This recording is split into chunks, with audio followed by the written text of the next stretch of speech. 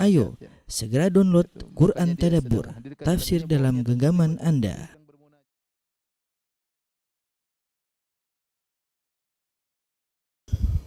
Bismillahirrahmanirrahim. Assalamualaikum warahmatullahi wabarakatuh. Alhamdulillahi ala ihsanih wa syukru lahu ala taufiqihi wa amtinanih wa asyhadu an la ilaha illallah wahdahu la syarika lahu ta'ziman li sya'nih wa asyhadu anna Muhammadan abduhu wa rasuluhu da'ila ridwani. Allahumma salli alaihi wa ala alihi wa ashabihi wa ikhwani. Para pemirsa yang dirahmati Allah Subhanahu wa taala, para anggota majelis taklim pengajian nizamiyah yang dimuliakan oleh Allah Subhanahu wa taala. Insyaallah pada kesempatan kali ini kita akan bahas tentang tanda-tanda orang yang meninggalkan hidayah atau dicabut hidayah darinya, ya, atau tidak mengikuti hidayah. Namun sebelum itu kita akan bahas tentang macam-macam hidayah, ya, jenis-jenis hidayah, agar kita tahu mana hidayah-hidayah yang ditinggalkan oleh kita dan mana hidayah-hidayah yang harusnya kita sambut, ya. Tidak berdiam diri saja pasrah, tapi harus berusaha untuk menyambut hidayah tersebut. Taib. Hidayah, ya, al-hidayah. Tolong perhatikan di papan tulis al-hidayah, ya. Artinya adalah petunjuk, ya. Petunjuk. Dan hidayah ini, ya, sangat penting, ya. Ya. Sangat urgen, ya. Kenapa? Karena barang siapa yang diberi hidayah, maka dia sangat beruntung, dan barang siapa tidak diberi hidayah, maka dia sangat merugi. Allah Subhanahu wa taala, "Man yahdillahu fahuwal muhtadi wa may yudlil fa ulaika humul khasirun." Allah Subhanahu wa taala, barang siapa yang diberi hidayah maka dia dapat petunjuk, dan barang siapa disesatkan maka sungguh mereka adalah orang yang merugi, ya. Barang siapa yang disesatkan maka sungguh mereka adalah orang-orang yang merugi, ya. Orang-orang yang merugi. Kemudian juga misalnya Allah Subhanahu wa taala berfirman, "May yahdillahu fahuwal muhtad" dalam surat Al-Kahfi, ini dalam surat Al-A'raf, ya. Man yahdillahu fahuwal muhtad wa may yudlil falan tajida lahu waliyyan mursyida.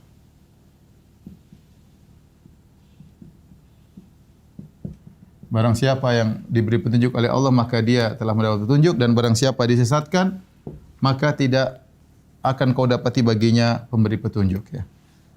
Siapa yang sesat tidak akan kau dapati baginya pemberi petunjuk. Jadi ini sering disampaikan oleh Nabi sallallahu alaihi wasallam dalam khutbah-khutbahnya. Beliau berkata bahwasanya dalam khutbahnya beliau berkata, "May yahdillahu fahuwal muhtad wa may yudlil", ya. Barang siapa fala hadiyalah. May yahdillahu fala mudhillalah, barang siapa yang diberi petunjuk tidak ada yang bisa menyesatkannya. Wa may yudlil, barang siapa yang disesatkan maka tidak ada yang bisa beri petunjuk kepadanya, ya. Sebagaimana sabda Nabi sallallahu alaihi wasallam, ya. Wa may yudlil fala hadiyalah. Ya. Subhanallah, saya renungkan sabda Nabi dan ayat-ayat ini. Jadi Nabi pernah bersabda, "Wa may yahdillahu fala mudhillalah", barang siapa beri petunjuk maka tidak ada yang menyesatkannya. Wa may yudlil, barang siapa disesatkan maka tidak ada yang bisa beri petunjuk padanya. Saya beberapa waktu lalu sempat mengunjungi dosen saya, ya, di rumahnya. Sementara dosen saya sedang membimbing suatu disertasi atau suatu risalah ilmiah tentang bantahan kepada orang-orang ateis.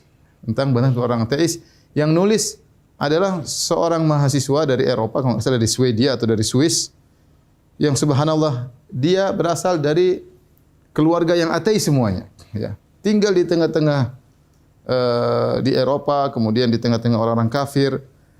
Subhanallah, tiba-tiba Allah kasih dia hidayah. Kemudian dia sekolah di Universitas Madinah, kemudian dia masuk S2, kemudian dia masuk S3, dan sedang menulis bantahan terhadap orang-orang ateis. Subhanallah. Siapa yang mau kasih dia hidayah? Allah Subhanahu wa taala. Meskipun dia tinggal di negara-negara di lokasi yang penuh dengan kesesatan, ya, bahkan dari keluarga yang dalam kesesatan, tapi subhanallah kalau Allah ingin kasih hidayah, Allah kasih, dan dia ditugaskan oleh Allah untuk membantah mereka. Ya.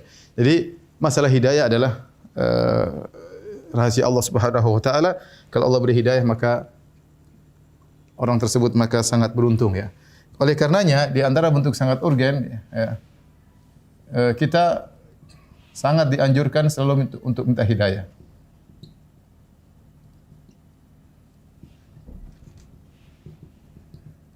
Dan ini banyak sekali, ya, dalil-dalilnya bahwasanya kita disuruh untuk berdoa untuk minta hidayah. Contohnya dalam surat Al-Fatihah, ihdina siratal mustaqim. Dan sama sebaliknya, siapa yang disesatkan, ya, kita kembali ini, siapa yang disesatkan tidak ada yang bisa beri petunjuk. Contoh, ya, contohnya seperti istrinya Nabi Nuh, ya, suaminya seorang rasul, istrinya kafir. Anaknya Nabi Nuh, bapaknya seorang rasul, anaknya kafir. Istri Nabi Lut, suaminya seorang nabi, istrinya kafir. Sebaliknya Fir'aun yang ngaku sebagai Tuhan, istrinya wanita solehah, bahkan penghuni surga. Jadi subhanallah, siapa yang Allah beri kehendak beri hidayah, tidak ada yang bisa menghalanginya, dan siapa yang Allah sesatkan tidak ada yang bisa memberi hidayah kepadanya. Dia tahu orang munafik. Orang munafik tinggal di zaman Nabi SAW, langsung berguru kepada Nabi SAW, langsung melihat ceramah-ceramah Nabi, melihat akhlak Nabi SAW, tetapi ternyata mereka tidak dapat hidayah. Allah tidak buka hidayah bagi mereka. Oleh karenanya seorang berusaha untuk selalu minta hidayah. Ihdinas siratal mustaqim, ini kita baca minimal 17 kali, ya, sehari, ya, 17 kali sehari. Ya Allah, berilah kami petunjuk pada yang lurus. Nabi SAW, kita juga doa, misalnya dalam doa kunut, ya, dalam doa kunut, Allahumma hdini, ya, kita hafal Allahumma hdina fi man hadait, ya, fi man hadait. Ya Allah, berilah petunjuk kepadaku bersama orang yang Kau beri petunjuk kepadanya, ya, fi man hadait. Kemudian juga seperti doa Nabi SAW, Allahumma inni as'alukal huda wat tuqa wal afafa wal ghina. Ya Allah, sungguhnya aku mohon kepada Engkau petunjuk, ya. Jadi kita memerlukan hidayah. Baik. Hidayah apa yang kita perlukan? Ya, dijelaskan oleh Ibnu Al-Qayyim, dijelaskan oleh Ibnu Katsir rahimahullahu taala. Apa hidayah yang kita perlukan?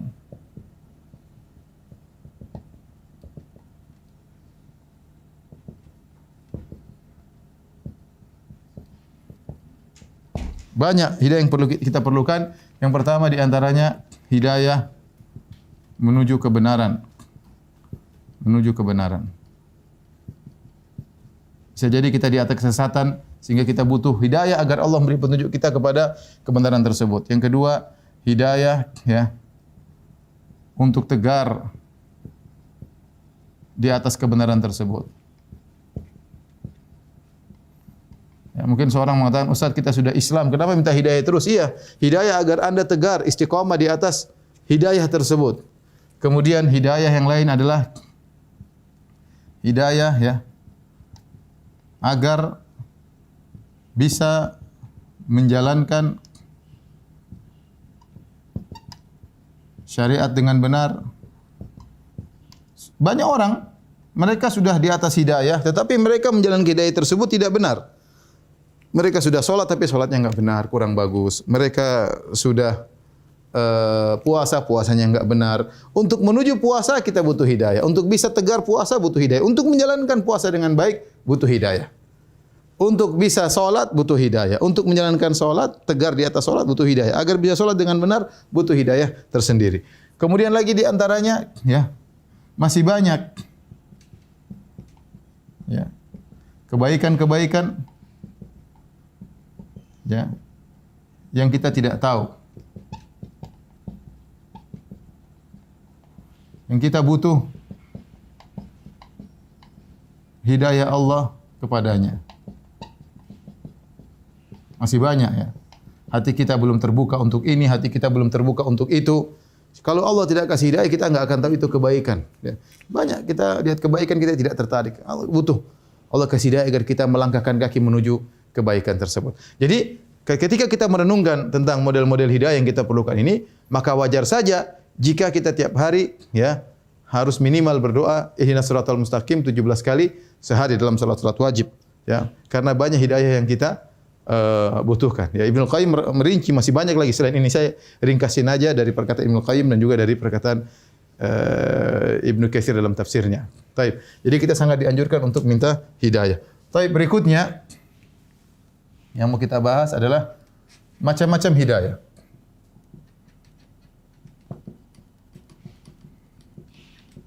Macam-macam hidayah ya. Hidayah ada namanya hidayah umum ya, berkaitan dengan seluruh makhluk, bahkan hewan.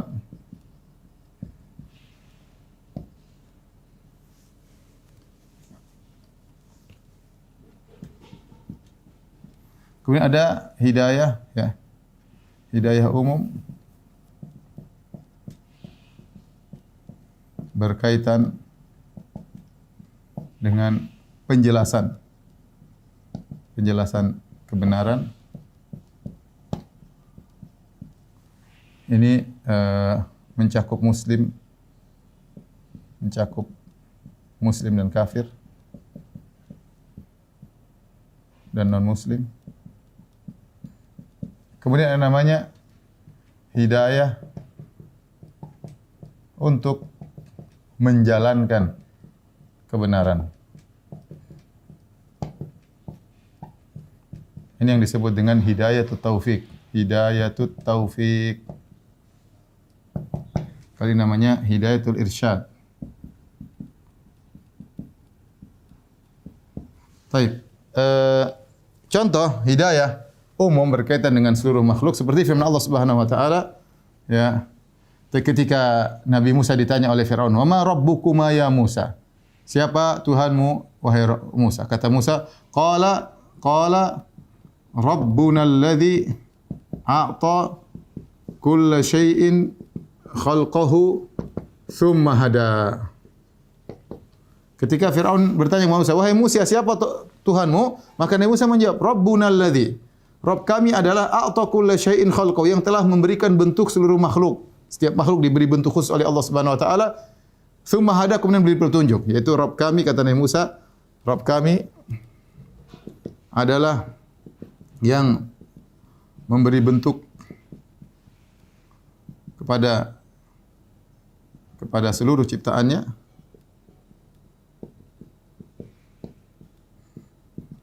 lalu memberi hidayah. Hidayah ini kata para ulama maksudnya apa? Maksudnya adalah insting. Ini maksudnya adalah insting ya, naluri. Ya, insting atau naluri. Seperti hewan bagaimana dia bisa mencari makan, hewan bagaimana dia bisa melakukan perkawinan, bagaimana ketertarikan jantan kepada betina, bagaimana semut begitu lahir dia langsung bisa berbagai macam semut, bisa langsung membagi tugas, dia tahu dia sebagai semut pekerja, satunya tahu dia sebagai semut pejantan, satunya tahu sebagai semut ratu. Ini semua yang kasih petunjuk siapa? Enggak ada yang ngajarin mereka, yang ngajarin Allah Subhanahu wa taala. Sebagaimana seorang anak baru lahir, tahu-tahu dia belum punya ilmu sama sekali, enggak ngerti sama sekali, mungkin mata pun belum bisa terbuka, belum bisa melihat, telinga mungkin belum bisa mendengar, tapi ketika disodori puting ibunya dia langsung bisa nyusui. Siapa yang ngajarin? Allah, tsumma hada. Ya, seperti firman Allah juga Subhanahu wa taala dalam ayat yang lain dalam surat Sabbihisma rabbikal a'la alladzi khalaqa fasawwa walladzi qaddara wa hada.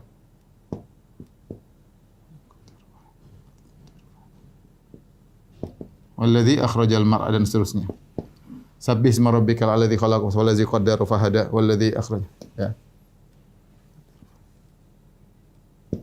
Yang memberi, mentakdirkan, yang merencanakan, fahada, kemudian memberi petunjuk. Maka ini namanya hidayah umum. Kemudian yang kedua, hidayah umum berkaitan dengan penjelasan kebenaran, yaitu Allah menjelaskan kebenaran bagi orang mukmin dan orang kafir. Kata Allah Subhanahu wa taala, misalnya wa hadainahun najdain. Kami beri petunjuk kepadanya dengan dua jalan. Kami menunjuki manusia, menjelaskan, ya, dua jalan. Jalan kebenaran jelas, jalan keburukan juga jelas. Allah kasih tahu ini jalan kebenaran, tinggal pilih yang mana. Wa hadainahu najdain. Contoh juga firman Allah Subhanahu wa taala, wa amma samudu fahadainahum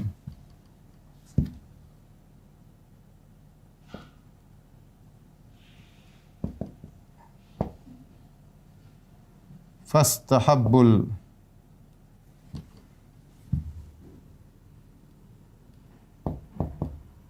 al-ama 'alal huda.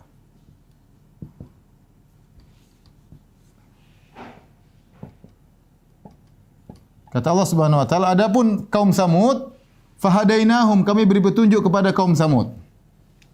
Adapun kaum Samud, kami beri petunjuk kepada kaum Samud. Kami beri petunjuk kepada kaum Samud. Kata Allah kemudian apa? Fastahabbul ama 'alal huda, mereka lebih mendahulukan kebutaan daripada petunjuk. Allah kasih petunjuk tapi mereka tidak ikut. Namanya hidayatul irsyad. Hidayah dalam rangka beri penjelasan. Dan ini semua banyak yang bisa melakukannya. Ini bukan khusus buat Allah Subhanahu wa taala. Ya, ini kalau ini murni hanya Allah. Ini hanya Allah. Kalau ini enggak, ini para dai juga bisa melakukan.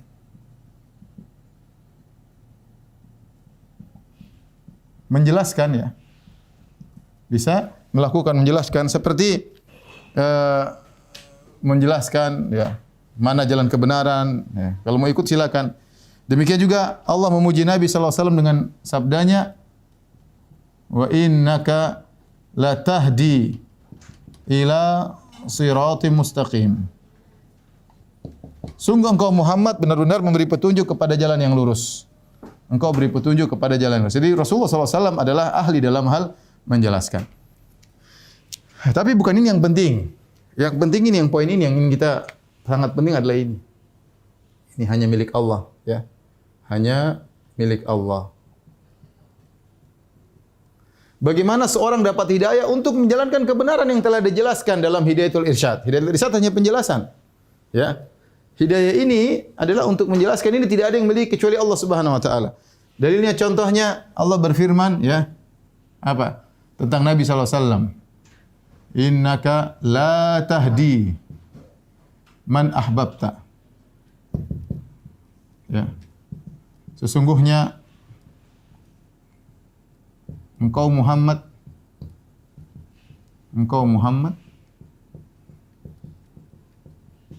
tidak bisa memberi petunjuk kepada orang yang kau cintai.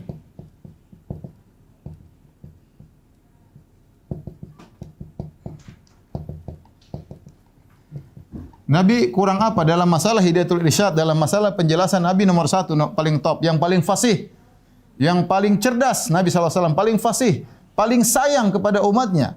Ya, Nabi SAW, demikian juga para nabi-nabi yang lain. Tetapi hidayah agar umatnya dapat bisa melakukan, menerima kebenaran tersebut, hanya milik Allah. Nabi tidak berkuasa. Makanya Nabi tidak bisa beri petunjuk kepada orang yang sayang dicintai.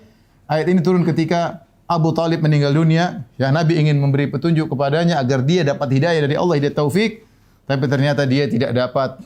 Maka Allah mengatakan, innaka la tahdi man ahbabta. Wahai Muhammad, kau tidak bisa beri petunjuk kepada orang yang kau cintai. Karena ini hidayah taufik hanya milik Allah. Para rasul tidak memiliki hidayah ini. Ya. Para rasul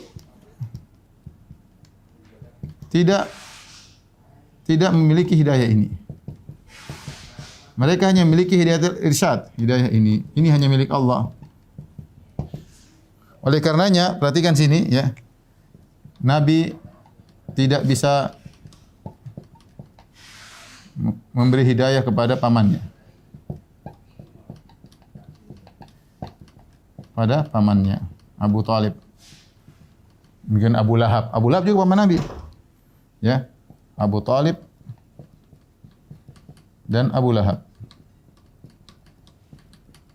Contoh lagi, Nuh alaihissalam tidak bisa beri hidayah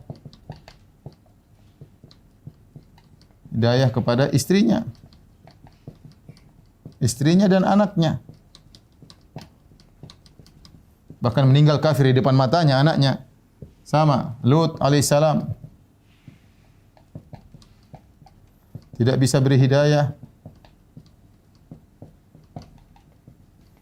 kepada istrinya. Ya, seperti ini. Jadi ini yang kita fokus ya, karena kita ingin dapat hidayah dari Allah Subhanahu wa taala untuk menjalankan kebenaran. Inilah hidayah yang kita perlukan menuju kebenaran. Kalau sudah kita jalankan, kita ingin tegar di atas kebenaran. Kalau sudah tegas kebenaran, kita ingin menjalankan syariat tersebut dengan benar, bukan asal-asalan. Kalau sudah kita jalan, kita ingin hidayah-hidayah yang lain. Hidayah-hidayah yang lain ya. Saya kasih contoh ini ya, contoh ya. Misalnya agar terbuka hati ya. Contoh sederhana begini. Ada orang menjelaskan tentang salat. Seorang mau salat atau tidak. Ustadz menjelaskan tentang salat, itu namanya hidayat taufik. Logikanya begini, ya. Ustadz mengajak salat. Mengajak salat. Ini namanya hidayat irsyad. Hidayat al-irsyad, menjelaskan.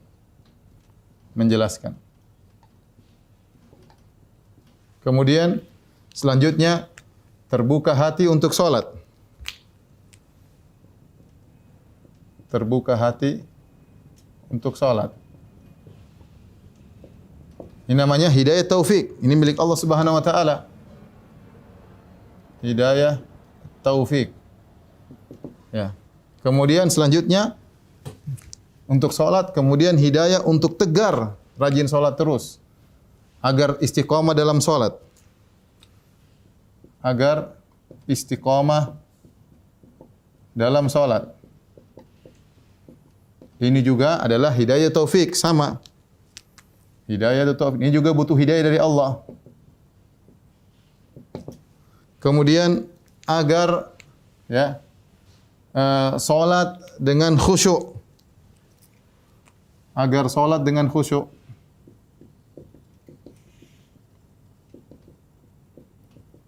Ini juga hidayah taufik dari Allah Subhanahu wa taala, butuh hidayah tersendiri.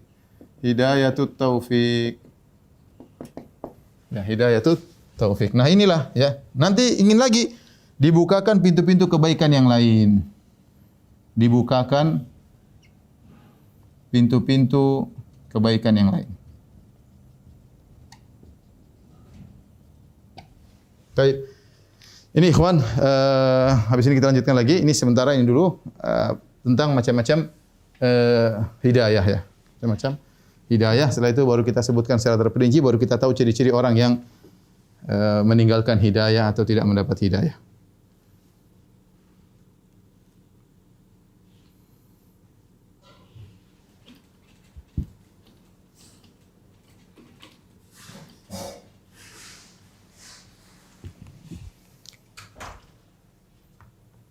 Baik,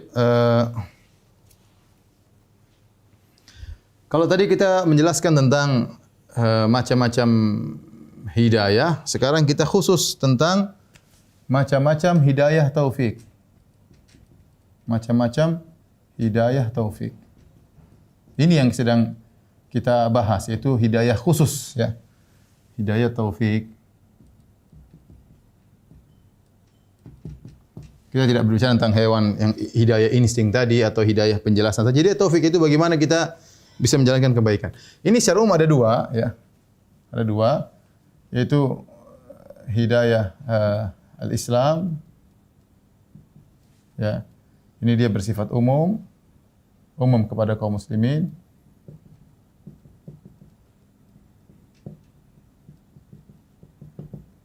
Kemudian ini hidayah yang terperinci, yaitu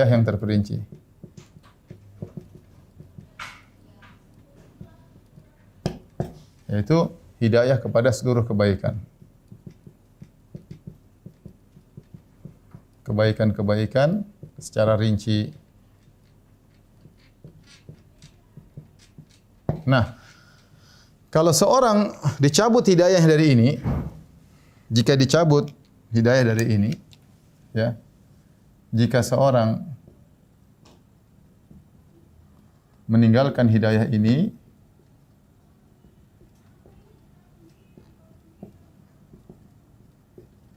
berarti apa? Berarti dia murtad. Dia murtad. Berarti dia murtad. Ya. Kalau ini tidak, tergantung. Orang meninggalkan hidayah ini, maka tergantung apa hidayah yang ingin dia tinggalkan. Nah, macam-macam hidayah ini banyak ya. Allah sebutkan dalam Al-Quran, hadis-hadis Nabi SAW. Contohnya ya, lapang dada dalam menerima syariat. Ya, kata Allah Subhanahu wa taala dalam ayatnya, wa man yurid ayyahdiyahu yashrah sadril Islam. Wa man yurid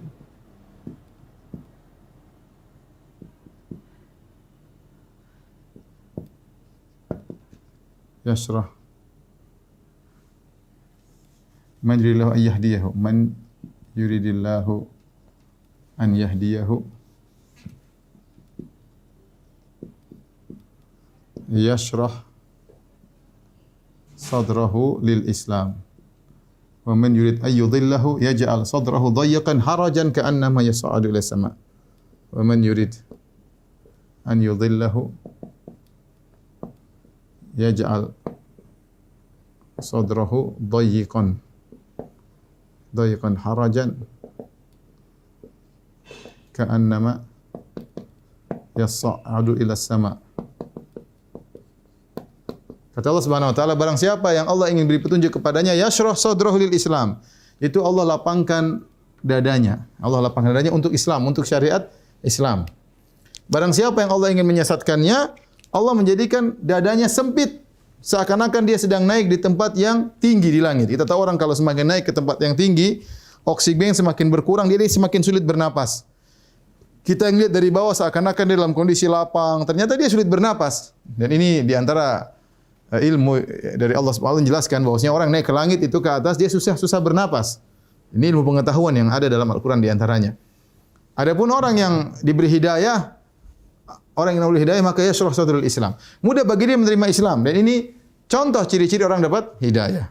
Contoh ciri-ciri orang dapat hidayah. Diajarin ilmu ini, diajarin syariat ini, Rasulullah hadisnya begini, maka dengan mudah dia terima, ya. Mungkin dia belum bisa menjalankan, tapi mudah dia terima. Dijalankan bahwasanya pakai jilbab adalah syariat Islam, mudah diterima. Mungkin masalah dia menjalankan tidak bisa, itu urusan belakangan. Tapi dia terima, oh ini benar, logis, dia terima, imannya terima. Ya.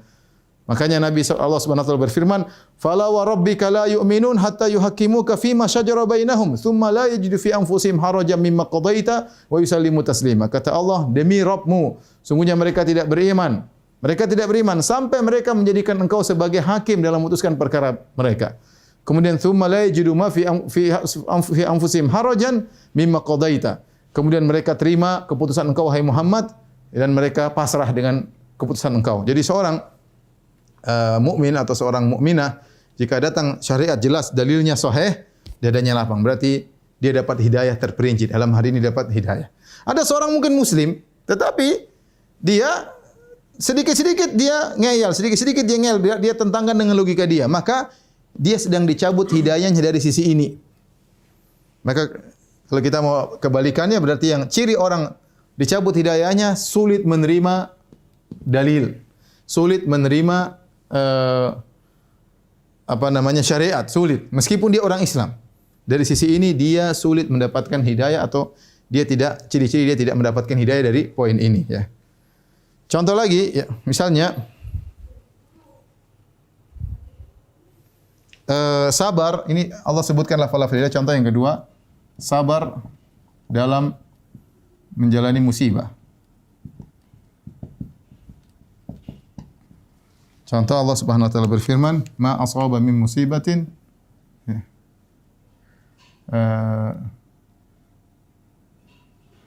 illa fi kitabin." Sebentar ayatnya. Ma asaba musibatin illa biiznillah. Ma asaba min musibatin illa biiznillah. Wa may yu'min yahdi qalbah. Kata Allah, tidaklah musibah menimpa suatu musibah kecuali dengan izin Allah. Tidak ada musibah menimpa musibah kecuali dengan izin Allah. Sudah takdir. Wa may yu'min, barang siapa yang beriman dengan segala musibah takdir Allah, yahdi qalbah. Allah beri petunjuk kepadanya. Jadi kalau dia bersabar, ya, yu'min maksudnya bersabar, yakin semua karena takdir Allah,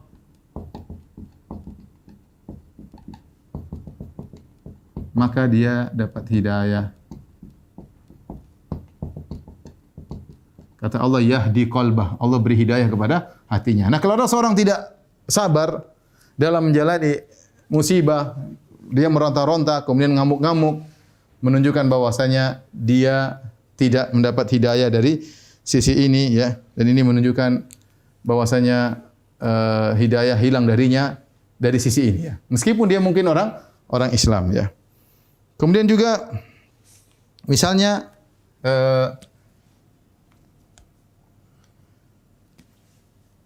tidak merasa berdosa atau merasa bersalah jika melakukan kemungkaran.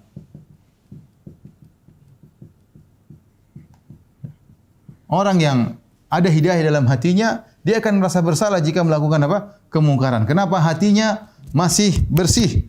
Hatinya masih bersih.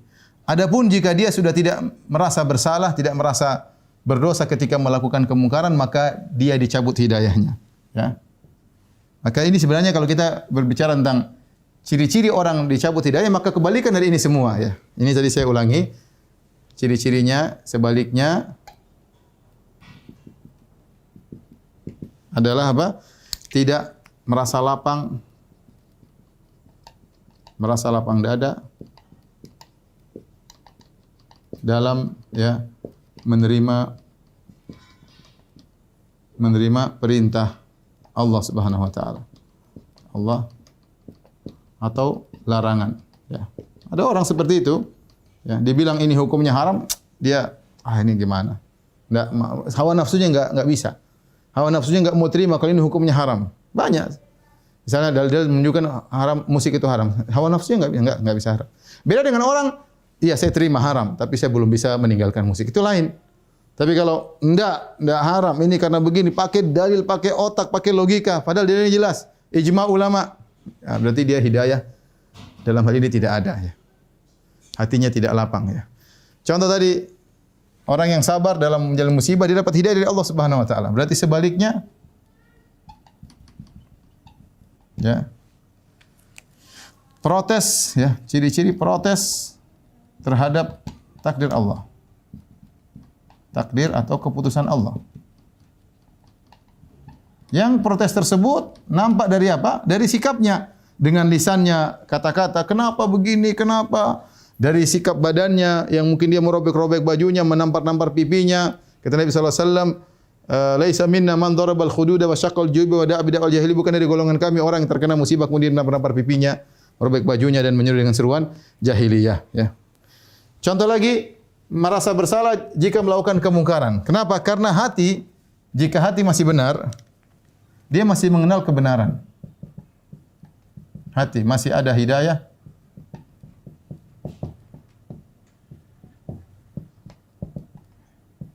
maka dia peka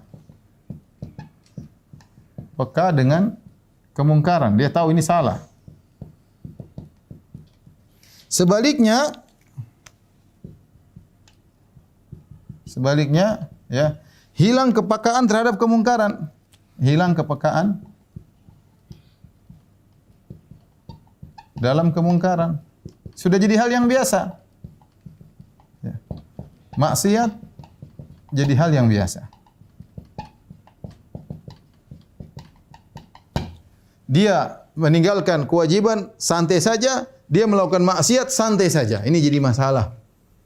Oleh karenanya Nabi bersabda dalam hadis, innal abda idza ya sungguhnya seorang hamba jika melakukan kemungkaran nukitat fi qalbi nuktatun sauda, maka diberikan titik hitam dalam hatinya. Kalau dia terus bermaksiat terus hatinya hitam sampai tertutup. Itu yang disebut dengan ran. Kalla bal rana ala qulubihim. Sungguhnya hati mereka tertutup dengan ran, yaitu hitam sudah meliputi hati mereka. Kalau sudah hitam meliputi hati mereka, maka susah. Kemungkaran dia anggap biasa, kemaksiatan dia anggap biasa, meninggalkan maksiat dia meninggalkan kewajiban dia anggap biasa, melakukan maksiat dia anggap biasa. Dan ini yang kita khawatirkan zaman sekarang ini. Terlalu sering, ya, oleh karena seorang yang selalu melakukan maksiat terbiasa. Jadi kecanduan bahkan dianggap biasa, tidak merasa pilu hatinya sama-sama sekali. Seperti kita contoh sekarang, kita sebanyak di antara kita hidayah ini hilang. Contoh melihat aurat wanita yang terbuka di medsos. Seharusnya kita tahu itu maksiat. Seharusnya kita melihat seorang terbuka, kemudian terlihat sebagian dadanya, terlihat sebagian betisnya. Harusnya kita merasa, aduh ini kenapa saya lihat. Tapi karena terbiasa, hitam lagi di hati kita, hitam. Untuk poin ini kita merasa biasa dan tidak merasa dosa sama sekali. Bahkan untuk istighfar kepada Allah saja enggak. Kenapa? Saking biasanya. Wa'udzubillah ya. Ya, oleh karenanya hati-hati ya. Dan itu bahaya karena sering terbiasanya. Makanya Ibnu Qayyim rahimahullah, seperti orang meninggalkan salat, meninggal sekali, mungkin sedih, kedua gelisah, lama-lama terbiasa. Maksiat minum khamar sekali merasa takut, lama-lama biasa, enggak ada masalah. Jadi seakan-akan hal yang biasa sampai hatinya tertutup, dia tidak merasa berdosa. Kalau orang punya iman, dia melakukan maksiat, dia pasti masih berdosa, bertobat ya Allah. Meskipun dia melakukan lagi, berarti dia masih ada hidayah dalam hatinya. Tapi kalau dia melakukan maksiat berulang-ulang dan dia nyaman-nyaman saja, ini berarti hidayah telah dicabut dari hatinya. Contoh seorang suka berdusta. Apa kata Nabi sallallahu alaihi wasallam? Wa la yazalul abdu yakdzib wa yataharral kadzib hatta yuktaba indallahi kadzdzaban. Ada seorang hamba suka berdusta, bahkan dia sengaja untuk berhias taharra, yaitu sengaja untuk melakukan dusta. Terus dia melakukan demikian, kata Nabi sallallahu alaihi wasallam, hatta yuktaba indallahi kadzdzaban, sampai distempel oleh Allah dia seorang pendusta. Kalau dia sudah stempel pendusta, dusta itu biasa bagi dia, makan sehari ngomong dusta sana, ngomong dusta sini. Kita kadang lihat heran, ini orang enggak malu dusta. Dia sudah enggak malu. Kenapa? Karena sudah terstempel oleh Allah, pendusta. Kita yang lihat mungkin aneh. Sama seorang wanita misalnya keluar buka auratnya, mungkin pertama dia malu, mungkin tutup kanan, tutup kiri, begini, lama-lama dia buka, lama tampil, lama-lama bertelanjang bulat pun dia tidak mau, lama-lama dia berhubungan dengan laki dia, shooting filmnya dia sebarkan, dia tidak punya malu. Kita bilang kenapa enggak punya malu? Sudah tertutup hatinya. Dalam poin ini hatinya sudah hidayah dicabut dari hatinya. Waliyadzubillah. Ya. Sama meninggalkan kewajiban ya. Malah salat, dari mungkin laki-laki malah salat berjamaah, malah salat, kemudian malah salat ini dan akhirnya biasa. Makanya Ibnu Qayyim rahimahullah dalam Nuniyahnya berkata, "Wallahi law annal quluba salimatun la taqatta'at asafan minal hirmani." Kata Ibnu Qayyim, demi Allah seandainya hati seorang itu bersih, ya, la taqatta'at, maka dia akan sedih kalau ada terhalangi dari kebaikan, ya. Terhalangi dari kebaikan. Makanya di antara hidayah adalah merasa bersalah jika melakukan kemungkaran, ya. Dan selanjutnya cabangnya adalah merasa bersedih jika luput dari kebaikan.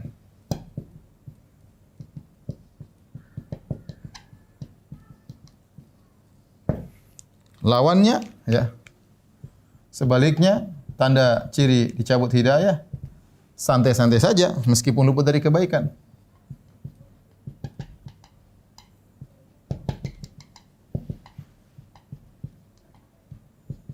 Orang yang masih ada hidayah dalam hatinya, ya.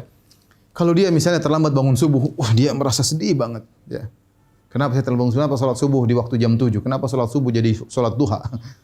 Dia merasa sedih. Kenapa saya ini? Ada apa dengan saya? Kenapa saya terlambat? Seperti itu.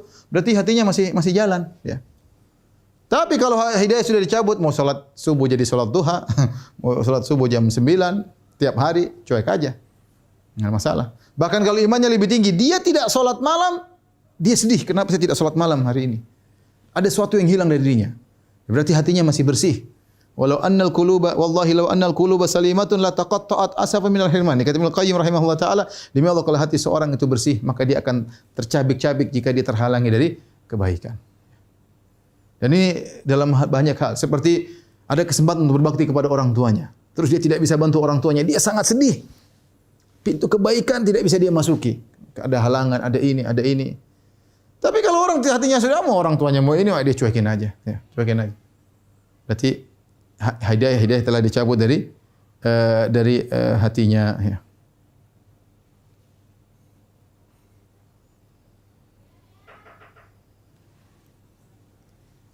Di antara tanda-tanda hidayah yang secara detail yaitu di penghujung hayat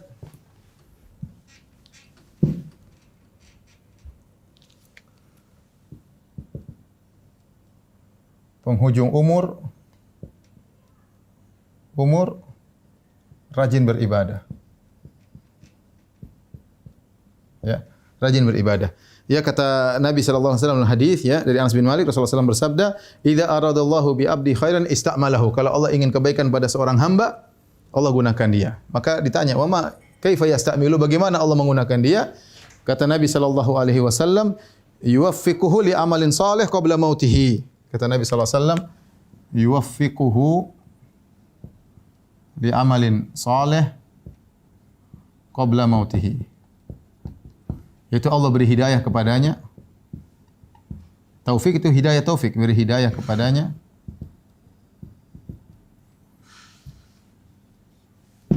Hidayah kepadanya sebelum meninggal.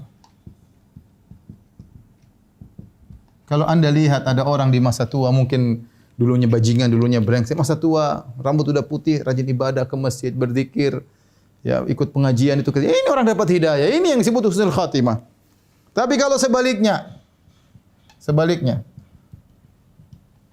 sudah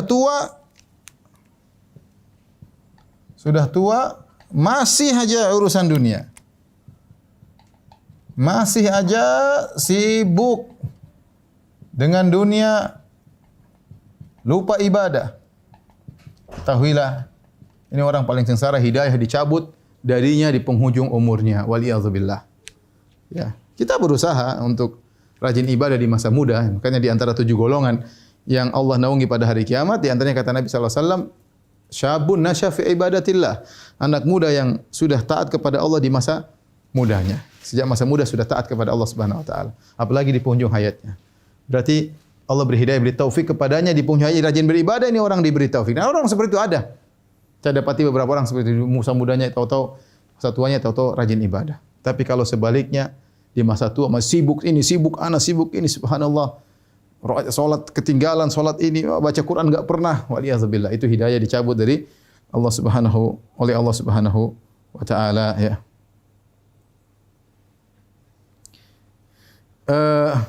Kemudian di antaranya, ya, di antara hidayah yang Allah berikan adalah senantiasa bersandar kepada Allah Subhanahu wa taala.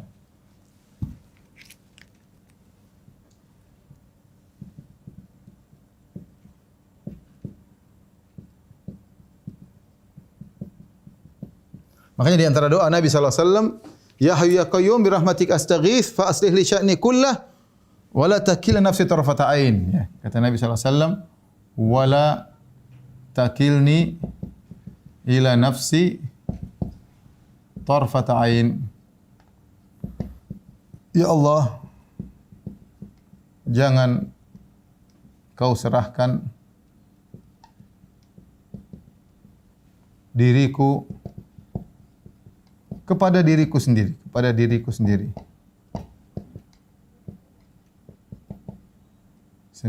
Meskipun sekejap mata.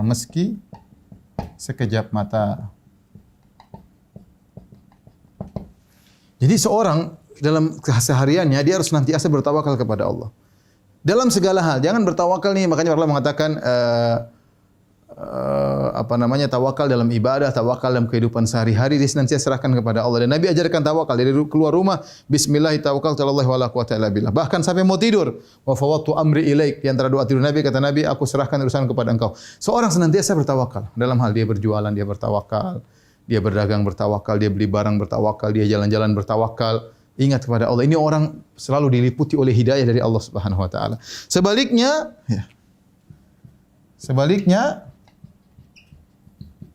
Kapan dia bersandar kepada dirinya? Kapan dia pede, ya, percaya diri, ya, pede dengan dirinya, ya, lupa dia pede karena dirinya. Ada orang pede karena saya sudah bersandar kepada Allah, saya pede. Itu benar kalau itu.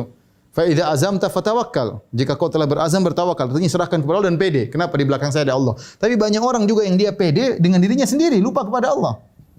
Ya, merasa kagum dengan kecerdasannya, kagum dengan kepiawaiannya dalam berdagang, dalam orasinya, dalam kekuatannya, dalam kepintarannya, ya, maka ini orang yang sedang dicabut hidayah dari Allah Subhanahu wa taala sehingga dia rawan terkena penyakit ujub waliyadzubillah, ya.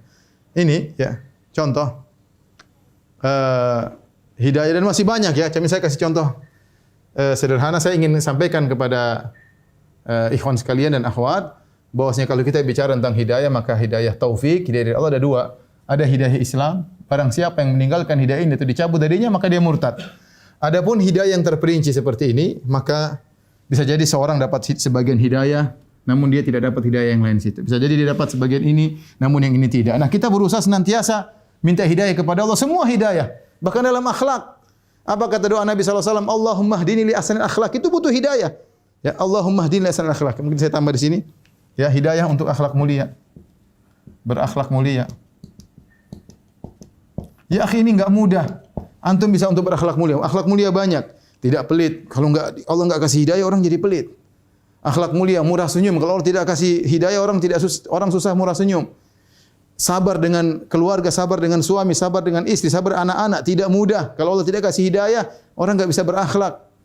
Ya, makanya doa Nabi, wahdini li ahsanil akhlaqi, la yahdi li ahsaniha illa ant, wasrif anni sayyi'ah la yasrif anni sayyi'ah illa ant. Ya Allah, berilah petunjuk kepadaku kepada akhlak yang terbaik. Tidak ada yang bisa beri petunjuk kepadaku kepada akhlak yang baik kecuali Engkau ya Allah. Wasrif anni sayyi'ah, jauhkanlah aku dari akhlak yang buruk. Tidak ada yang bisa beri petunjuk kepadaku, tidak ada yang bisa menjauhkan aku dari akhlak yang buruk kecuali Engkau ya Allah. Ini contoh akhlak ini untuk kita bisa terperinci, bisa ini, bisa anu, bisa ini, bisa sabar, bisa murah senyum, bisa tidak pelit, ya. Kemudian bisa tidak suka marah-marah, ya. Ini semua butuh hidayah dari Allah Subhanahu wa taala. Dan ini namanya hidayah terperinci ini. Hidayah terperinci ini bisa jadi seorang mendapati sebagian kemudian dicabut dari sisi yang lain. Tapi ada yang sangat berbahaya seperti ini. Ini contoh, ini hidayah yang sangat penting kalau seorang ternyata dicabut kemudian tidak mau mengikuti syariat Islam atau jengkel dengan syariat Islam, maka ini bahaya, ini bisa terjerumus dalam kekufuran. Ini sangat parah seperti ini ya. Satu lagi yang terakhir, mudah-mudahan sebagai penutup ya, di antara hidayah adalah mengikuti manhaj para sahabat.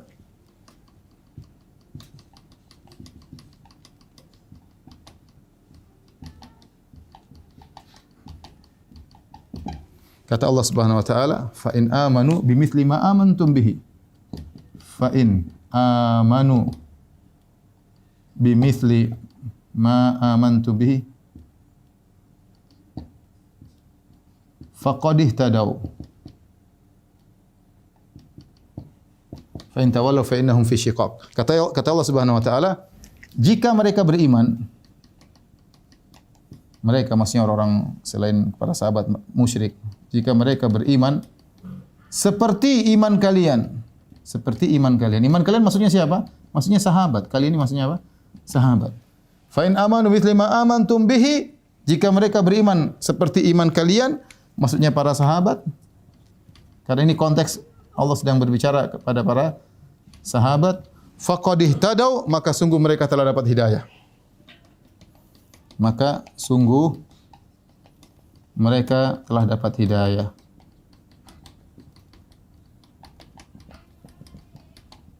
Nah, kalau orang tidak mau mengikuti manhaj para sahabat, merasa lebih pintar daripada sahabat, merasa lebih rajin daripada para sahabat, merasa lebih berkreasi dalam para sahabat, ya, maka waspada, berarti dia sedang keluar dari hidayah. Dia keluar daripada hidayah. Dia tidak puas dengan cara ibadah para sahabat, ya, tidak puas dengan imannya para sahabat, dan dia ingin iman-iman sendiri, ingin model-model ibadah sendiri, maka sungguhnya dia keluar dari hidayah. Demikian saja yang disampaikan kepada para mirsa. Allah Ta'ala alam bisawab. Kalau ada yang bertanya, saya persilahkan. Jazakumullah khair Ustaz. Ustaz. Selanjutnya ini ada beberapa pertanyaan dari teman-teman. Ya. Yang pertama dari Ahmad di Sidoarjo mau nanya, Ustaz, apakah hidayah itu harus dicari atau pasrah terserah Allah?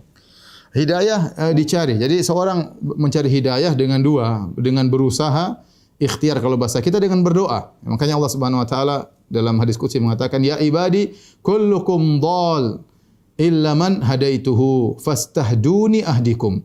Wahai hamba-hambaku, sungguhnya kalian seluruhnya sesat kecuali yang minta petunjuk kepadaku. Maka mintalah petunjuk kecuali yang aku tunjuki, yang aku beri hidayah. Saya ulangi kata Allah, kullukum dhal, seluruh kalian sesat illa man hadaituhu, kecuali yang aku beri petunjuk, fastahduni, mintalah petunjuk kepadaku, ahdikum, niscaya aku akan beri hidayah kepada kalian. Jadi seorang selain berdoa tadi, doa-doa Nabi, Allahumma hdini ahsanal akhlaq, ya Allah berilah aku petunjuk kepada akhlak yang mulia. Allahumma nas'alukal huda, ya Allah berilah aku berikan hidayah, ihdinas siratal mustaqim, itu doa. Kemudian berusaha, ya. Berusaha. Kita ingin dapat hidayah ilmu, kata Nabi, innamal ilmu bita'allum, punya ilmu dengan belajar. Wa man yatasabbar yusabbirhullah. Barang siapa yang punya akhlak, ingin punya akhlak sabar, kata Nabi, wa man yusabbirhullah, wa man yatasabbar, siapa yang berusaha belajar bersabar, yusabbirhullah, Allah berikan dia kesabaran. Kata Allah Subhanahu wa taala, walladzina jahadu fina, barang siapa yang bersungguh-sungguh dalam jalan-jalan kami, lanahdiyannahum subulana, kami akan bukakan pintu-pintu hidayah yang lainnya. Nah, jadi harus dua, yaitu jangan pasrah. Kalau pasrah gimana ya? Dua-duanya kita minta dan kita berusaha. Jangan seperti orang Yahudi, sudah dibuka pintu hidayah depan mereka, mereka berpaling. Makanya maghdub alaihim, dimurkai oleh Allah Subhanahu wa taala. Mereka mencari, bayangkan ini orang Yahudi, mereka mencari kapan Rasulullah diutus oleh Allah. Mereka sengaja tinggal di kota Madinah karena mereka tahu nabi terakhir tersebut akan berhijrah. Mereka tahu ciri-cirinya semuanya. Begitu datang nabi tersebut, mereka berpaling. Mereka berpaling. Usaha tapi mungkin tidak berdoa kepada Allah Subhanahu wa taala, ya. Falamma ja'ahum ma arafu kafaru bih. Kata Allah, tatkala datang kepada mereka apa yang mereka telah ketahui sebelumnya tentang nabi tersebut, kafaru bih, mereka kafir kepada nabi tersebut. Wallahu a'lam bishawab. Lanjut ya Ustaz. Ya. Bismillah, jika sudah dapat hidayah untuk taat beribadah, kemudian maksiat, kemudian beribadah, kemudian maksiat, nah itu sampai kapan Ustaz? Tadi saya bilang selama hati kita, ya, namanya manusia seperti itu, imannya naik turun. Selama kita masih merasa kepedihan, itu kita maksiat, kita merasa sedih, itu masih ada hidayah. Berarti kita berdoa kepada Allah, ya Allah ampunilah aku. Nanti kita ibadah lagi. Kemudian maksiat lagi. Begitu lagi. Ya, jangan kita biarkan. Jadi masalah kalau orang sudah bermaksiat dia cuekin aja. Cuekin, nanti tobat, mulai hitam. Akhirnya biasa. Dan dia dari pertama memandang dianggap biasa. Kemudian berbicara, bercengkerama dengan wanita yang bukan mahramnya dianggap biasa. Mulai pertemuan, mulai bersentuhan, sampai akhirnya berzina dianggap biasa. Ini perlahan setan menjerumuskan seorang dengan apa? Perlahan-lahan. Kalau seorang tidak dari awal dia bertobat kepada Allah. Dan manusia seperti itu ya. Jadi yang penting jika dia makanya dalam hadis kata Nabi, jika dia melakukan maksiat, nukitat fihi nuktatun sauda. Ada titik hitam. Kalau dia bertobat, maka dihapuskan. Jika dia bertobat, dibersihkan. Jika dia bertobat, dibersihkan. Demikian. Sehingga cahaya hidayah terus ada dalam hati seorang. Dan sampai kapan dia begitu? Sampai dia meninggal. Yang penting kalau dia bermaksiat, bertobat. Jangan sekali-sekali tunda tobat. Jangan dengar kata syaitan, sudah kamu terlalu banyak dosa-dosamu, percuma kau bertobat, tobat sambal tidak akan terima. Itu kata syaitan. Jangan dengar. Tuhan kita tidak seperti yang kau sangkakan, wahai iblis. Tuhan kita Maha Pengampun lagi Maha Penyayang. Yang penting seorang ketika bermaksiat, bertobat dengan sungguh-sungguh. Ya, Allah alam bisawab.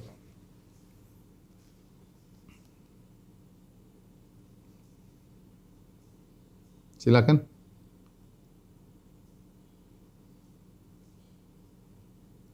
Halo.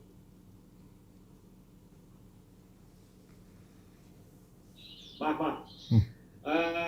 Bagaimana cara memberikan hidayah kepada saudara yang belum mengenal manhaj salaf? Saya sudah jelaskan tadi di awal pengajian. Hidayah ada dua. Hidayah al-irsyad, menjelaskan, sama hidayah taufik. Hidayah taufik yang punya cuma Allah. Adapun hidayah menjelaskan, para rasul, mereka para ahli yang menjelaskan, para dai. Semakin orang punya ilmu, dia semakin mampu untuk menjelaskan. Ya, semakin punya ilmu, dia semakin mampu untuk menjelaskan. Nah, kita agar saudara kita dapat hidayah, dua-duanya kita lakukan. Pertama kita minta kepada Allah, berdoa, ya Allah berilah petunjuk kepada saudaraku, berilah petunjuk kepada manhaj salaf. Dia sudah dapat hidayah secara umum, hidayah Islam, tapi hidayah terperinci masih ada yang kurang. Ya, jangan kita bilang ente belum dapat hidayah. Enggak, semua orang dapat hidayah, tapi hidayah umum, hidayah Islam. Adapun hidayah terperinci, saya sendiri tidak semua hidayah saya dapati. Masih banyak hidayah yang saya belum tahu. Masih banyak hidayah yang belum saya terima, ya. Maka saya terlalu minta kepada Allah agar saya diantarkan kepada hidayah dan seterusnya sampai kita tiba pada puncak hidayah, yaitu masuk surga. Makanya para penghuni surga ketika mereka mau surga, dan itu puncak dari segala hidayah, mereka mengatakan alhamdulillahilladzi hadana li hadza. Segala puji bagi Allah yang telah memberikan petunjuk kepada kami menuju surga ini. Wa ma kunna linahtadiya laula an hadana Allah. Dan kami tidak dapat hidayah kecuali Allah berikan hidayah kepada kami. Nah, karena kita ingin saudara kita dapat hidayah, lakukan dua-duanya. Pertama yang penting hidayah taufik, berdoa kepada Allah, ya Allah berikan hidayah kepada dia. Yang kedua kita berusaha menjelaskan hidayatul irsyad. Jelaskan pelan-pelan, kasih link, ya. Jangan modelnya bertengkar, kasih pandangan meskipun dia nolak, coba kamu dengar dulu deh. Saya tidak pandai menjelaskan, coba dengar dulu deh. Oh, saya enggak mau dengar dulu deh, nanti baru kita diskusi misalnya. Pelan-pelan sambil kita doakan. Dengan demikian mudah-mudahan Allah beri hidayah kepada saudara tersebut. Wallahu a'lam bishawab. Ustaz, bagaimana jika seorang saudara kita terus-menerus berbuat maksiat bahkan sampai kriminal, bahkan sempat membuat ancaman fisik? Apakah dengan melaporkan ke aparat keamanan dengan harapan agar dia bertobat dan mendapat hidayah, apakah itu sesuatu yang berlebihan? Saya rasa tidak, ya. Seorang terkadang dia baru dapat hidayah dengan dengan penjeraan. Ya, kalau menurut kita jika dia tidak dilaporkan dia semakin terus merajalela, maka kita boleh laporkan. Oleh karenanya datanglah namanya hukum had. Kenapa orang mencuri tangannya dipotong? Supaya dia jera, supaya dia berhenti sehingga dia kembali kepada hidayahnya. Kenapa orang kalau berzina yang belum nikah dicambuk? Agar dia jera, ya. Seperti itu. Jadi jika memang kita laporkan kepada pihak yang berwajib, membuat dia berhenti dari apa yang dia lakukan kriminal, dan kita mulai berikan masukan-masukan, kita datang ke penjara untuk berikan wejangan-wejangan, maka itu mudah-mudahan cara yang terbaik. Tapi yang paling penting berdoa kepada Allah agar diberi hidayah. Allah alam bisawab. Selanjutnya Ustaz, apakah bisa minta didoakan oleh orang-orang soleh agar hidayah kita tidak hilang, hidayah Islam dan hidayah sunnah tersebut? Boleh, tidak jadi masalah, ya. Kita kepada orang yang kita anggap soleh, yang kita semoga doanya dikabulkan, ya. Atau misalnya dia lagi hajian atau lagi umrah, lagi di tanah suci, kita minta doa kepadanya, maka ini tidak jadi masalah, ya. Tapi yang paling penting kita sendiri yang berdoa. Kita sendiri yang berdoa. Itu hanya sekedar penguat, ya. Yang paling penting kita berdoa kepada Allah Subhanahu wa taala. Oleh karenanya ketika ada seorang sahabat datang kepada Nabi sallallahu alaihi wasallam kemudian berkata, Ya Rasulullah, as'aluka murafaqatak fil jannah. Ya Rasulullah, aku minta agar bisa menemani engkau di surga. Ini permintaan berat menjadi teman Nabi di surga. Nabi berkata, awa ghairu dzalik? Tidak ada permintaan lain? Coba yang lain saya doain. Kata dia, la huwa dzak, itu yang saya pingin. Maka apa kata Nabi? Fa'inni ala nafsika bi kathratis sujud. Bantulah aku, kau sendiri harus banyak sujud. Artinya saya akan berdoa, berusaha beri syafaat kepada engkau nanti di akhirat. Tetapi kau juga banyak sujud. Ya, jadi pelong dua-duanya. Jadi jangan saya sudah minta ustaz doain, saya sudah minta habib doain, saya sudah minta ulama doain. Kita sendiri ya gimana? Ya, mereka adalah yang paling utama kitanya. Makanya ketika Allah berkata, "Wa idza sa'alaka ibadi anni fa inni qarib." Kalau hamba-hambaku bertanya kepada engkau wahai Muhammad tentang aku, sungguhnya aku ini dekat. Dekat apa? Ujibu da'watad da'i dan aku mengabulkan doa orang yang memohon kepadaku. Maka yang paling penting kitanya berdoa. Karena tidak akan merasakan kepiluan kita seperti orang lain. Kita yang sedang merasakan masalah, kita yang merasa hati kita sedang hitam, kita yang merasa hati kita sedang keras. Kita bilang, Ustaz tolong doain saya biar hati saya lembut. Tapi kita sendiri yang menangis di hadapan Allah. Jadi dua-duanya. Jangan kemudian kita serahkan kepada Ustaz, kemudian kitanya tetap aja kacau. Ya, itu ya susah seperti itu, ya. Ya, makanya perlu digabungkan sebab-sebab tersebut agar bisa mencapai akibat. Wallahu a'lam bishawab.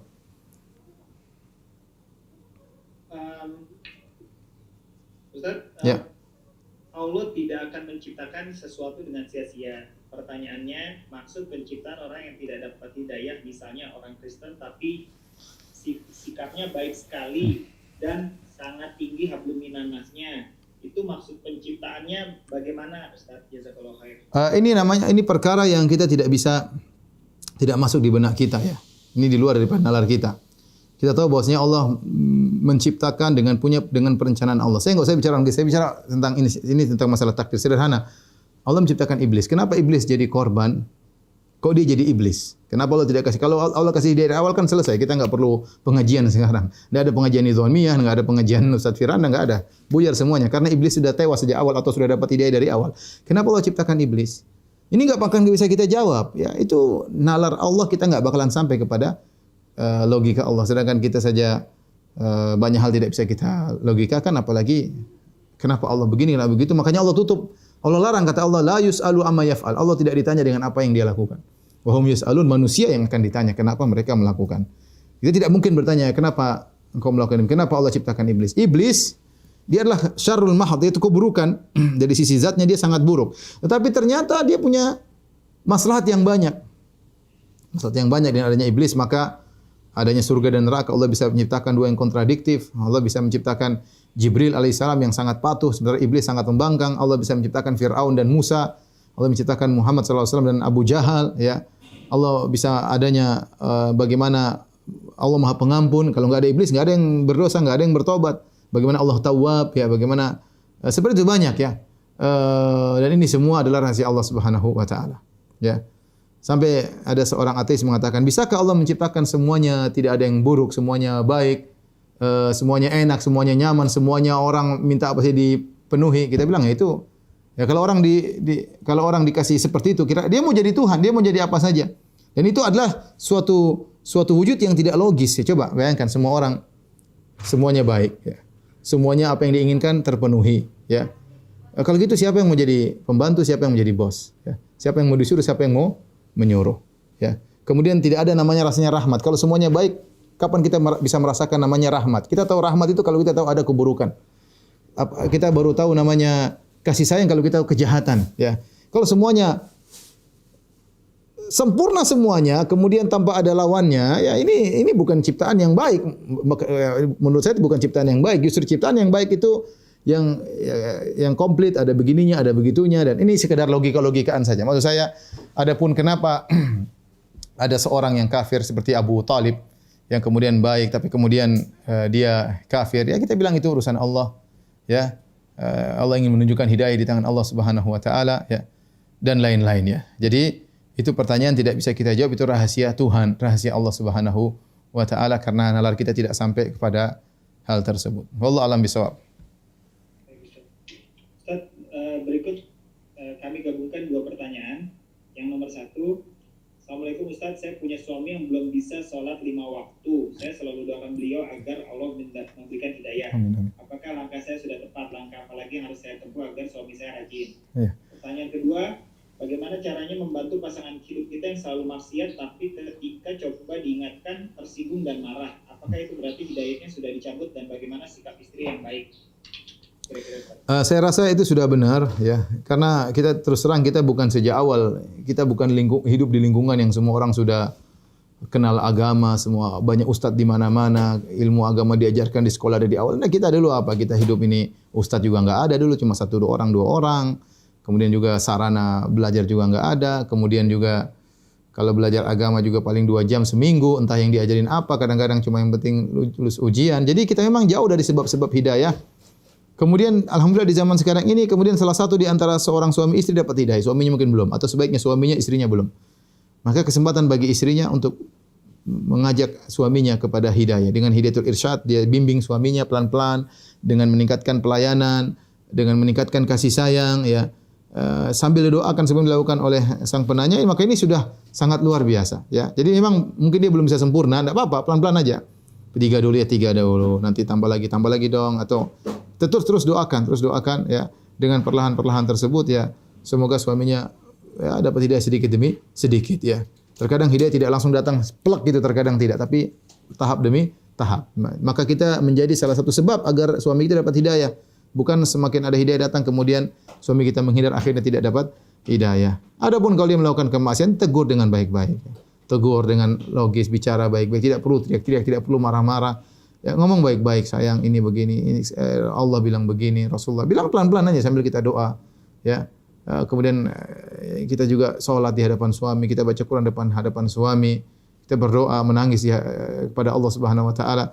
Ya, ini ujian bagi sang penanya. Insyaallah apa yang dilakukan, ya, berhasil enggak berhasil dapat pahala dari Allah Subhanahu wa taala.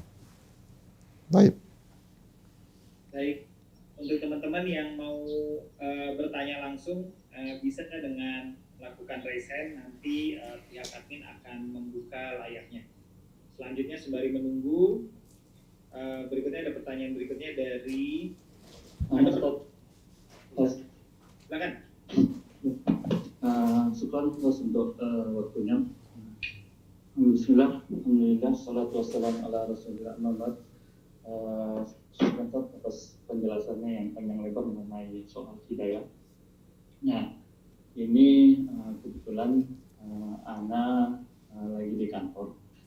Nah, suasana di kantor itu Ustaz, ada seorang ibu-ibu perempuan itu dia sering buka tutup hijab Ustaz.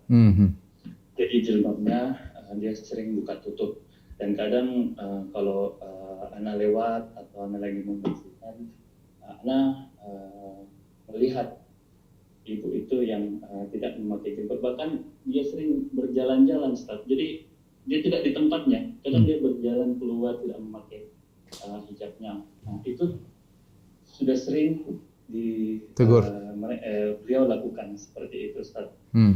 Jadi kadang Ana itu khawatir Ustaz, apakah dengan itu Ana takutnya dengan seringnya melihat itu dengan tidak sengaja dengan seperti itu, bahkan Ana juga sudah menasihati, sudah beberapa kali menasihati bahwa tolong jangan dibuka hijabnya, atau memang mau dibuka hijabnya di tempat-tempat yang tertutup. Ya sama aja Ustaz, ya seperti angin lalu lah. Bahkan tempat Anda dibilangi awas ada ini saya kan Abu Faisal lewat, bahaya nanti selalu haram gitu kan. Jadi seperti itu. Jadi saya takutnya Ustaz dengan seringnya seperti itu yang Ustaz tadi bilang, sedikit demi sedikit noda hitam ya. Iya, noda hitam itu ada muncul setiap seperti itu. Itu gimana kira-kira Ustaz, apa yang Ana harus lakukan dan apa solusi yang saya bisa memberikan nasihat dari mungkin bisa lebih berhati-hati seperti itu. Ya, saya rasa saya rasa kondisi memang berat ya. Nasihat sudah dilakukan, tapi jangan meskipun mereka ngejek, mungkin lupa doain ya Allah berilah hidayah kepada ibu fulan itu biar tidak mengganggu saya, tidak mengganggu pemandangan saya ya. Doain agar dia dapat hidayah ya. Kemudian nasihati.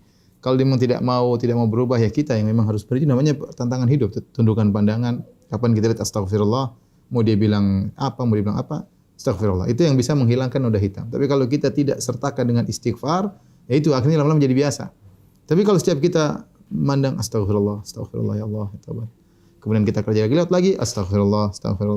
Kamu kok setiap lihat ketemu saya astagfirullah ya, bilang saya minta maaf, minta ampun kepada Allah karena tidak kuasa lihat kamu. Ya, astagfirullah ya. Ya gitu aja, enggak ada cara lain kecuali kita istighfar agar hati kita yang sudah hitam dibersihkan lagi. Adapun kalau kita cuek, kita ketawa-ketawa dengan dia, jadi biasa nanti akhirnya kita tidak merasa itu suatu kemungkaran, bahkan suatu hal yang mungkin kita nikmati lama-lama. Wallahu a'lam bishawab.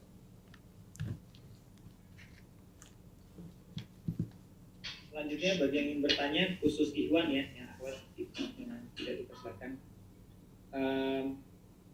Ustaz, ada orang yang ingin berbuat baik kepada wanita lain. Ikhwan maksudnya kali ya. Yeah. Kepada wanita lain, maksud berdakwah amar ma'ruf nahi mungkar. Sering mengirim pesan mengingatkan sholat, percakapan di pesan singkat tersebut, sedangkan dia sendiri sudah beristri. Bagaimana Ustaz, apakah bisa dibenarkan?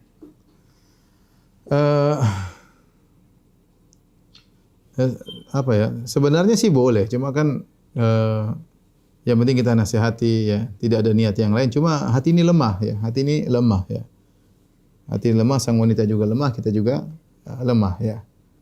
Kalau kita bisa menjaga hati, atau kalau enggak kita lewat istri kita atau bagaimana ya. Karena kalau kita nasihati, apalagi wanita tersebut ternyata punya suami, fitnah, bisa jadi fitnah. Dia tertarik dengan nasihat kita, tertarik dengan kata-kata manis kita, padahal cuma kata-kata manis di WhatsApp ya.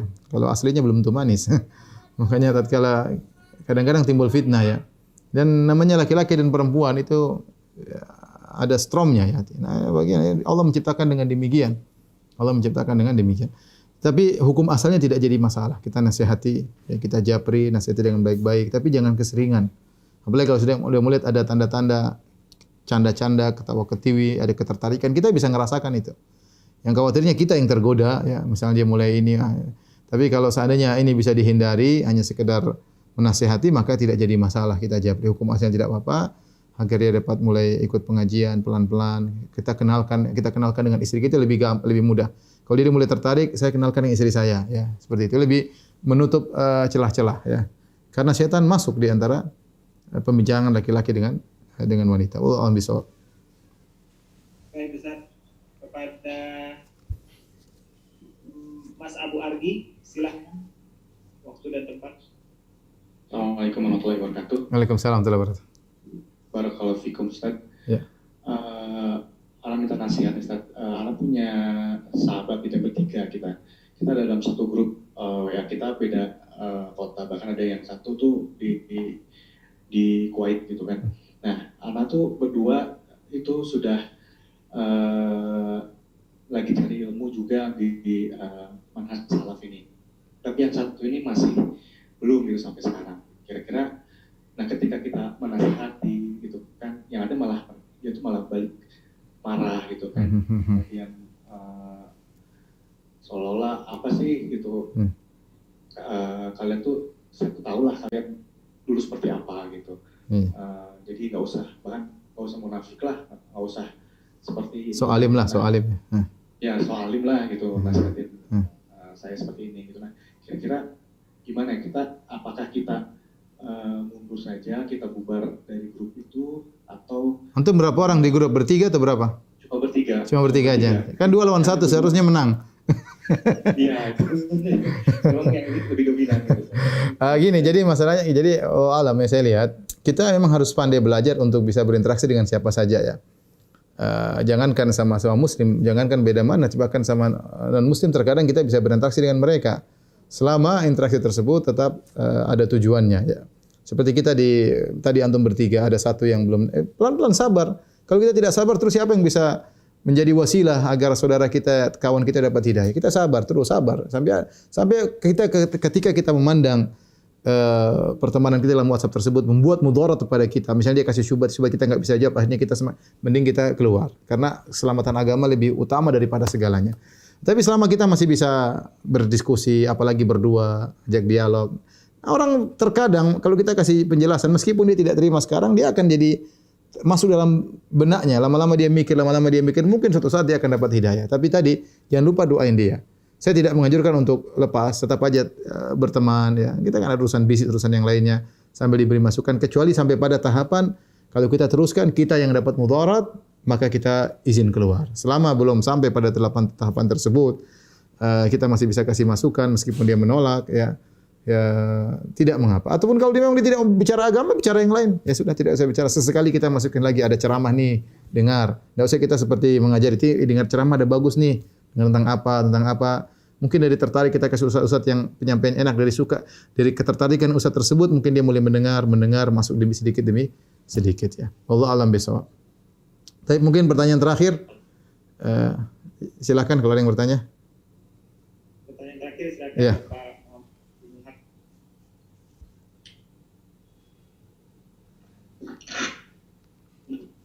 Bismillahirrahmanirrahim.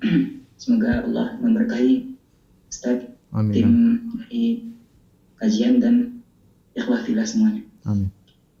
Jadi begini Ustaz, saya seorang mahasiswa di suatu kampus yang notabene dominannya itu agak anti kepada dakwah salaf itu Ustaz. Nah, sehingga bahkan gitu, ada dari teman saya itu yang diserang oleh orang-orang yang membenci dakwah salaf ini. Nah, itu terjadi di lingkungan dakwahnya sendiri, di lembaga dakwah kampusnya sendiri gitu.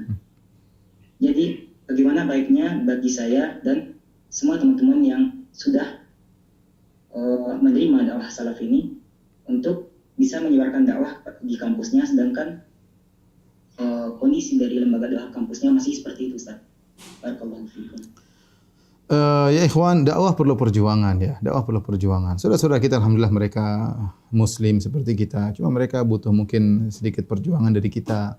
Dengan penuh kasih sayang kita jelaskan kepada mereka. Kita niat agar hidayah yang kita rasakan mereka juga hendaknya mereka rasakan. Saya rasa kawan-kawan yang sudah kenal dakwah, yang kenal sunnah, bikin grup sendiri, kemudian mereka diskusikan gimana, apa perlu maju, apa perlu tidak, apa perlu diam. Kalau dalam kondisi tertentu kita nggak bisa, sudah kita diam aja. Nggak usah kita bicara-bicara agama ya. Ya, kalau ada kesempatan kita bisa bicara agama. Kita antum yang bisa melihat situasi ya, dan kondisi mana masalah dan mudarat itu ditimbang. Tapi maksud saya sejak awal kemudian berhenti tidak mau berdakwah ya maka ini tidak benar ya. Semua dakwah memang perlu ada tantangannya. Ada siap dimaki-maki, siap dicaci maki, siap direndahkan. Makanya ketika Luqman berkata kepada putranya, "Ya bunayya aqimis sholata ya wa'mur bil ma'rufi wa nahy 'anil munkar wasbir 'ala ma asabak." Kata Luqman, wahai putraku, beramar ma'ruflah dan bernahi mungkarlah, kemudian wasbir 'ala ma asabak, dan sabarlah atas apa yang menimbamu. Kata para ulama, karena amar ma'ruf nahi mungkar pasti diganggu. Orang yang beramar ma'ruf pasti diganggu ya. Kenapa antum mengatakan apa yang kau pendapat kalian kurang tepat? Orang tidak suka dikatakan tidak tepat, apalagi disalah-salahkan, tidak suka.